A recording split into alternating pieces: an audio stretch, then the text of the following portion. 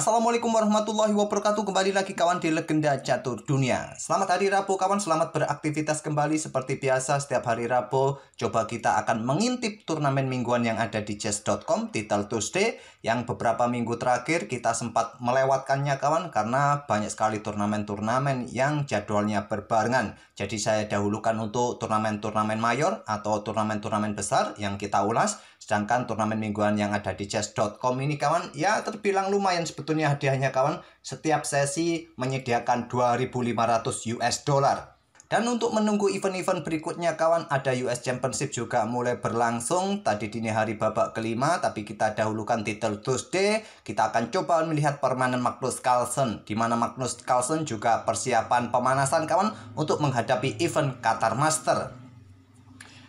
Magnus Carlsen bermain di sesi awal saja kawan, berada di posisi ketiga di bawah Dmitry Andreikin dan Anton Demchenko. Sedangkan untuk sesi akhirnya kawan dimenangkan oleh Eduardo Iturrizaga bersama Jose Martinez Alcantara.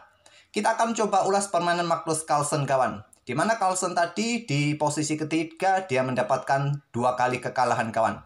Di babak ke-8 kalah dari David Parafian, kemudian di babak ke-10 kalah dari Dmitry Andreikin. Tapi kita tidak akan ulas game kekalahannya, kita akan ulas game kemenangannya kawan. Menghadapi seorang FIDE Master, langsung kita ke papan analisisnya. Kenapa saya pilih game ini? Ya ide permainannya perlu kita pelajari kawan. Dari Magnus Carlsen bermain dengan pembukaan sisilah defense, terutama untuk variasi kanal attack.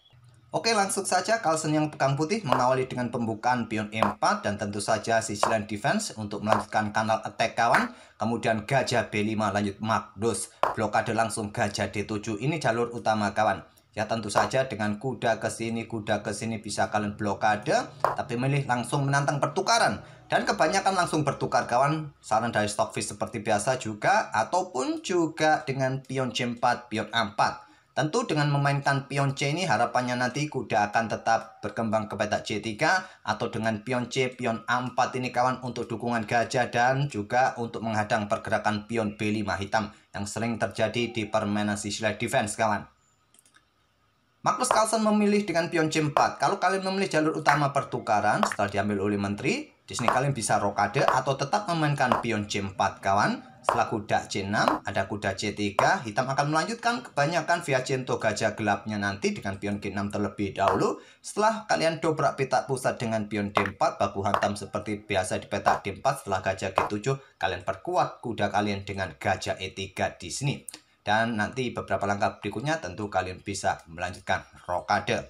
Ataupun tadi kawan, setelah tadi ambil balik oleh menteri di sini, kalau kalian langsung memilih rokade di sini, jalur utamanya ya kuda C6, kalian bisa dorong pion C3, cukup berbeda. Kalian akan mencoba untuk mendapatkan kontrol petak pusat dengan pion C3, pion D4 nanti kawan. Biasanya setelah kuda F6, di sini ada pion D4 terlebih dahulu dan menyerahkan pion yang ada di petak E4, kalian dorong di sini dan kemungkinan akan kuda ke E5, benteng E1. Setelah pertukaran, kuda mundur ke petak F6 dan pion C4 bisa kalian lanjutkan. Sementara kalian tadi mengorbankan satu pion dengan jalur seperti ini kawan. Ada beberapa permainan seperti itu, masih lazim juga kawan. Carlsen memilih dengan pion C4 langsung, kuda F6 serang pion. Di sini ada kuda C3, pertahankan pion E4-nya, baru pion A6. Di sini Carlsen bertukar gajah pukul gajah D7 sekat, ambil balik menggunakan kuda B sekaligus berkembang kawan. Kemudian di sini ada rokade lanjut Magnus. Pion G6 Viajento kawan, dan di sini pion B3 terlebih dahulu, perkuat rantai pionnya, kosongkan ruang juga untuk mengimbangi diagonal gajah gelap Viajento di petak G7 nanti kawan. Ya, pion D4 masih bisa dilanjutkan juga untuk dobrak petak pusat seperti biasa. Setelah gajah G7, pion D4 terlebih dahulu kawan. Baku hantam seperti biasa di petak D4, ambil balik oleh kuda. Hitam rokade terlebih dahulu. Dan di sini gajah B2 lanjut Magnus. Kuda ke E5. Langkah ini terbilang ide baru di game ini kawan. Beberapa game sebelumnya benteng ini bergeser ke lajur C kawan, atau bahkan dengan pion E5 seperti ini kawan. Tapi kalian juga harus berhati-hati bermain dengan pion E5 seperti ini.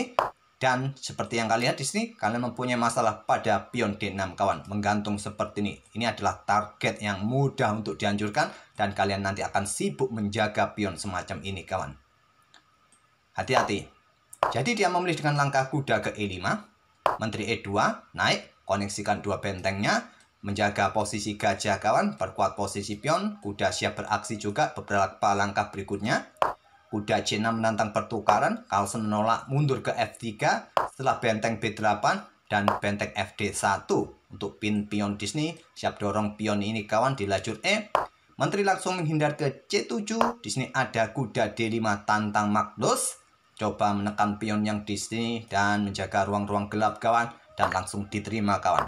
Carlsen sementara unggul dalam hal penguasaan ruang oleh pion-pion sisi menterinya dengan pion D5. Dan juga di sini kawan, ada ancaman terhadap kuda, buka akses pertukaran gajah gelap. Magnus Carlsen ingin mensegerakan permainan endgame. Ditolak dengan langkah kuda ke E5, Carlsen tetap bertukar perwira. Dan kita mengawali permainan endgame di langkah ke-19 kawan. Carlsen berhasil merusak struktur pion hitam. Dan di sini Carlsen punya mayoritas 4 pion melawan 2 pion. Tentu satu pion di lajur D bisa dihadang oleh pion di lajur E ini. Kira-kira bagaimana ide Magnus Carlsen? Dia keluarkan bentengnya kawan di pusat. 2 benteng di lajur C dan di lajur D. Di sini ada pion B6 untuk antisipasi untuk menghadang pergerakan pion C5. Carlsen butuh dukungan dengan pion B4 sebelum dorong pion C5. Di sini ada benteng B C8.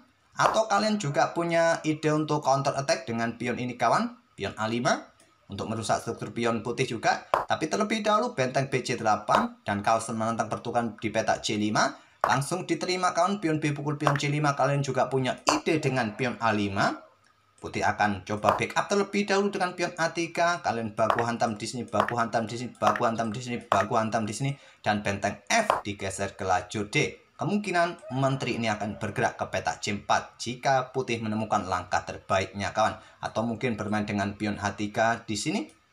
Kalau pion ini segera didorong maju, kalian angkat benteng di sini, nanti pion siap didorong ataupun benteng ini ditumpuk kawan. Tapi saya rasa Carlsen tidak akan bermain seperti ini, sangat riskan pion semacam ini. Kalau didorong langsung di posisi ini kawan, kemungkinan Carlsen akan reposisi menterinya atau mencoba bermain di sisi kanan dengan pion untuk membuka ruang, membuat langkah menunggu. Langsung baku hantam di peta C5, langkah aslinya ambil balik oleh pion B. Dan di sini menteri ke A5 kawan untuk mencoba mendapatkan pion yang di sini, pion yang di sini dalam tekanan juga. Pion C6 didorong melepaskan diri dari tekanan. Kemudian ada pion F5. Perkuat posisi pionnya juga. Carlsen mulai menyisir di sisi kanan dengan pion H4. Lagi-lagi ingin merusak struktur pion hitam kawan. Di sini ada benteng FD8. Tekan pion di sini. Dan di sini Carlsen meninggalkan pionnya kawan. Bisa diambil tapi bahaya. Benteng juga dalam ancaman di sini. Di sini pion F5 usir menteri, blokade juga di sini kawan, dan pion ini siap diambil. Carlsen melepaskan pionnya, dia juga menekan pion yang di sini untuk dukungan bagi pion hanya juga. Posisi menteri ini sangat leluasa kan, mulai menusuk. Inilah cara Magnus Carlsen bermain dengan pion-pion. Dan menterinya tentu saja di sini. Kemudian menteri mundur, coba backup. Tidak berani ambil pion yang ada di peta A2. Maaf, salah klik kawan, jangan kaget. Terkadang seperti itu dalam papan digital. Sering kita temui juga mouse slip istilahnya. Salah klik tadi. Di sini Carlsen melangkah pion H5. Tidak ambil pion ini kawan. Tadi saya yang salah klik. Dan di sini ada menteri D6. Tetap menjaga pionnya di peta E7. Juga menjaga peta G6-nya. Carlsen di sini geser benteng kawan. Bergerak mencoba menusuk di baris ke-7 nanti. Benteng diangkat ke C7. Benteng langsung diangkat ke B7 menantang pertukaran dan langsung diterima oleh hitam. Ada juga Stockfish menyarankan double saja benteng ini kawan, untuk tetap nanti membantu pertahanan di baris ke-7 dan menterinya tetap menjaga baris ke-6. Kemungkinan akan diterima, dilanjutkan seperti ini. Dan di sini kemungkinan putih akan melanjutkan dengan langkah benteng juga segera digeser. Kalaupun menteri ambil pion yang di sini ya siap baku hantam di peta ini kawan. Dan persiapan juga discover dan selanjutnya. Memang posisi putih ini sudah sangat bagus kawan. Mau melangkah seperti apa juga bikin bingung lawan. Hitam di sini bermain dengan langkah langsung pertukaran benteng. Ambil balik oleh pion di sini. Benteng B8 coba rebut pion dan melanjutkan pion pukul pion G6. Kalau diambil oleh menteri, pionnya jatuh, pionnya aman kawan. Diambil balik menggunakan pion H. Benteng C1 melepaskan pionnya, siap menusuk ke petak C8 nanti ataupun ke petak C6. Ancam menteri bersama pion di baris ke-6. Benteng ambil pion B7, kalian bisa meluncur ke sini skak. Setelah raja bergerak naik, kalian naik kembali atau turun kembali benteng untuk menusuk baris ke-6. Tapi Carlsen langsung benteng C6. Posisinya sudah kolaps kawan. Raja bergerak ke sini untuk memperpanjang permainan. Jadi nanti kita dapati permainan seperti ini kawan. Menteri melawan benteng. Tapi memilih benteng meluncur ke petak B1 skak terlebih dahulu. Setelah raja bergeser, ambil pion kawan di petak D5. Dan skak mat tak terhentikan lagi kawan di sini. Dan satu langkah berikutnya blokade dengan menteri skak mat. Itulah kemenangan Magnus Carlsen menghajar seorang FIDE Master. Dan coba perhatikan kawan, kontrol waktu yang masih tersisa punyanya Magnus Carlsen ini. Dari permainan 3 menitan, dia masih mempunyai 1 menit 57 detik. Sedangkan lawannya tersisa 12 detik. Sangat cepat. Dan langkah-langkah dari Magnus Carlsen tadi terbilang sangat presisi kawan. Sebesar 98% keakuratannya dalam permainan blitz ini kawan. Lawannya juga tidak kalah bagus, dia hanya beberapa kali saja langkahnya kurang bagus, yaitu saat tadi ada pergerakan benteng kawan, ataupun langkah kuda tadi di awal-awal pembukaan yang saya sebutkan tadi kawan. Itulah beberapa langkah yang miskalkulasi dari hitam tadi, dan keakuratan hitam cukup besar juga sebesar 92%. Oke, itulah kawan permainan Magnus Carlsen di title TUS di awal. Dia berada di posisi ketiga di akhir klasemen dari 11 game yang dia mainkan, 2 kali kalah dan 9 kali menang. Oke, semoga permainan dan ide-ide Magnus Carlsen di kanal Attack dari permainan Sicily Defense mungkin bisa kalian coba. Tapi juga kalian harus kalkulasi ulang setiap langkah kawan, sebagai latihan untuk melatih otak kita untuk ya tidak hafalan saja, tapi juga berpikir untuk menentukan langkah-langkah terbaiknya. Oke, kita akan bertemu di video-video berikutnya. Terima kasih. Wassalamualaikum warahmatullahi wabarakatuh.